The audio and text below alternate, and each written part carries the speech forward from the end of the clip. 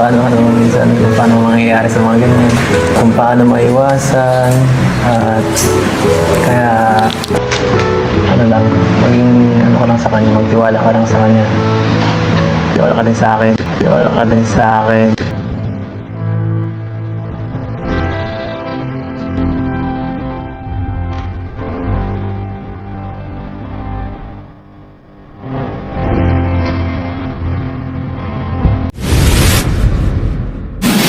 Wow naman guys mga kalingap, mukha pong may bago na namang kabanata na dapat abangan. Wow, Papa Eds, naka-move on na. Handa nang sungkitin ang tiwala ni Bridget. Wow, totoo na ba to? Dahil sa pagkakataon po na magkasama ang dalawa ay talaga naman pong mapapansin ang kanilang kaswitan at chemistry ni na Papa Eds at ang kanyang bagong ka-love team na si Bridget. Ayan, grabe, di ba? Kaya naman, mapapaisip po talaga tayo guys mga kalingap kung ano ba talaga ang totoong mangyayari sa mga susunod na mga eksena. At dito nga po guys mga kalingap, sa kanilang nasimulan ni Bridget ng Edvry, Papa Eds, handa na nga bang harapin ang tiwala ni Bridget at magsimula sa panibagong kabanata ng kanilang bagong tambalan ni Bridget? Di wow, na wow po tayo dyan guys mga kalingap at talagang excited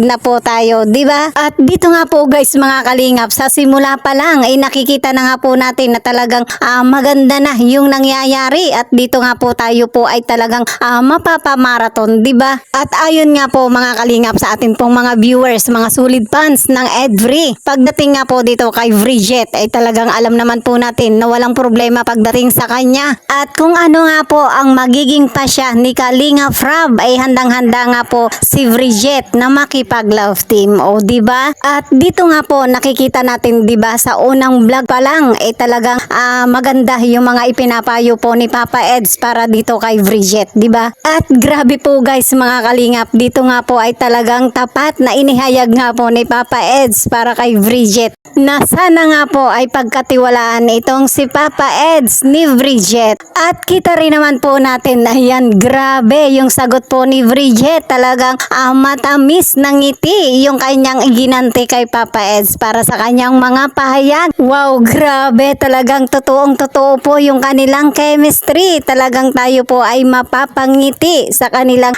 magandang eksena, o di ba? At syempre, di ba, tayo po ay mapapamarathon sa kilig. At dito guys mga kalingap, kayo ba ay handa ng magmarathon kung sakali nga pong magtuloy-tuloy na yung tiwala na hinihiling nga po ni Papa Eds para kay Bridget? Ayan, grabe, i-comment nyo lang po yan guys mga kalingap sa atin pong comment section. At syempre din po guys mga kalingap, kung saan nga po magtutuloy-tuloy na yung pagiging trending ng Edvry ay dito ay mapapatunayan na po natin na talagang si Papa Eds ay naka-move on na, o di ba? Kasi nga di ba nakikita nga po natin at nararamdaman yung pagiging excitement ni Papa Eds sa kanyang bagong ka-love team. So dito nga po guys mga kalingap, usapang trending at dito alam natin na talagang dito mauuwi ang lahat pagdating sa Edvry, di ba? At kung ito na nga po yung mangyayari, talagang all goods na goods po talaga, kasi nga unang-una itong si Bridget ay talagang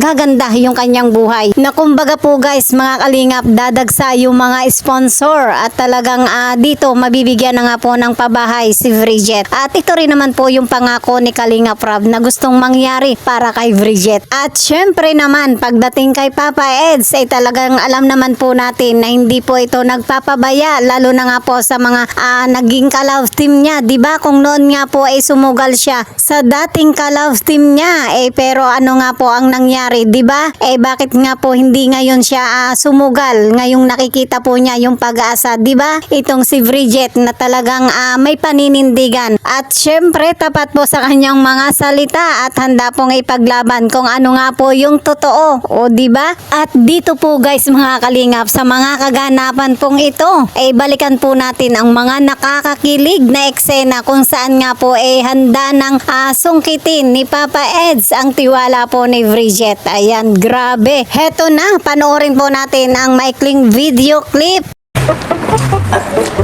Bridget. Kain ka. At sigurado nakagutom para firing na nga rin pag. Kailangan ko maging malakas. Sige, isa. Bumalik ka pa? May ads eh. Pero alam mo kaya, parang nakakahanga din yung ano mo kasi na matatag mo sa mga nangyayari sa social media, ang dami yung sinasabi mo sa'yo. Like, paano mo nagagawa yan? Anong sekreto mo sa gabi? Hindi naman porket parang kaya sana yung matatag. Minsan, pinagtatakpan ka. Minsan kasi parang wala naman tayong magagawa kundi yun lang diretso lang at patuloy.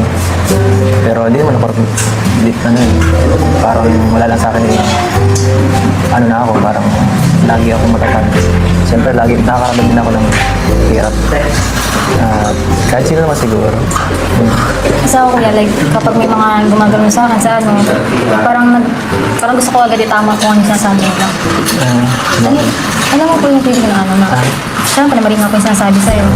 Gusto mo talagang i-correct yung ano. Hindi ko napipigilan yung sarili ko. Pero minsan talaga, hindi na lang naman na may may napupuna ako sa mga comment. Mukhang palagi eh. Uy! Palagi. Hindi. Minsan lang kapag talagang, alam mo yung Minsan parang, everyday. uy, hindi nadidiak na nga ako eh. Minsan dinediak ko na yung mga ano ko, yung account ko, parang wala akong nakikita. Tapos na-reactivate na ako kapag may event ako, ganyan. Pero okay lang din naman, may tungi naman nagbasa ko na. Kasi lalo na ngayon, lately, yung sa last po ng vlog natin, parang mas lumalabas na pa yung mga tao na, ayun, parang nag-grow na po sila sa akin, parang gano'n. Kasi dati po parang close po sila sa kung sino ako. Pero ngayon po may mga Mas tao. nakakaunawa na. Okay. Sa'yo. Parang, di na po nila ako nakikita na. Sabi po kasi nila dati, parang ang strong daw po ng personality ko gano'n. Pero ngayon po parang naigat sila kung bakit po ako gano'n.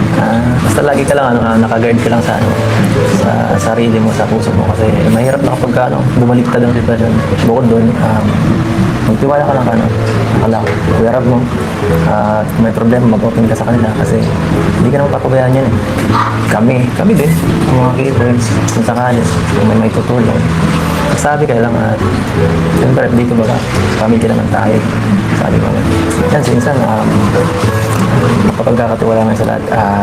Doon sa mga mangyayaring ganyan na sinasabi mo, ano ka lang mag-open ka lang kasi alam namin ang pamamalakad dito. Simulat sa pulang, dyan ako sa niya, sa tabi niya at alam na namin lahat ng pasikot-sikot dito, yung mga issue na kung paano kung paano mangyayari sa mga ganyan, kung paano maiwasan at kaya maging ano ka lang sa kanya, magtiwala ka lang sa kanya. Tiwala ka rin sa akin.